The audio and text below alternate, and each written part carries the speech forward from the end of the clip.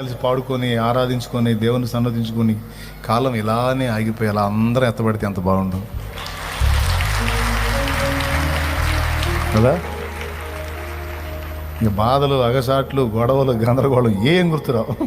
ప్రశాంతంగా నిజంగా దేవుడిని అలా ఆరాధించుకుంటే రోగాలు పోతాయండి. ఆల్రెడీ ఉన్న జబ్బులు కూడా పోయి నూతన శక్తి వస్తుంది. పక్షిరాజు యవ్వనం క్రొత్తదైనట్టు మళ్ళీ మనకి నూతన జీవం ప్రవేశిస్తుంది. మనకి నూతన జీవం వస్తుంది, కొత్త శక్తి వస్తుంది. లోకస్తులు చూడండి, పాపం అన్నీ ఉంటాయి కానీ ముఖాలు మాత్రం దారుణంగా ఉంటాయి. కానీ మనలో ఉన్న ఆనందం, క్రీస్తుని బట్టి ప్రభునందు మనకున్న ఈ సంతోషం, ఈ ఆనందం లోకానికి లేదు. ఒకవేళ మనకేదన్నా వేదన కలిగిన,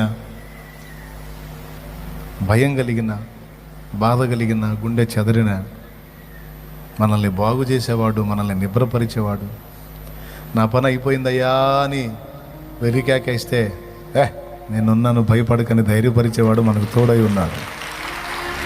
హల్లెలూయా. పాపం లోకం ఆయన్ని గుర్తించలేదు. అందుకే మనం అదృష్టవంతులం అంటాను నేను. వెండి బంగారాలు మన దగ్గర లేకపోవచ్చు, ధన కనక వస్తు వాహనాలు మన దగ్గర లేకపోవచ్చు, లోకస్తులు గొప్ప అనుకునే ఐశ్వర్య సంపదలు మనకు లేకపోవచ్చు.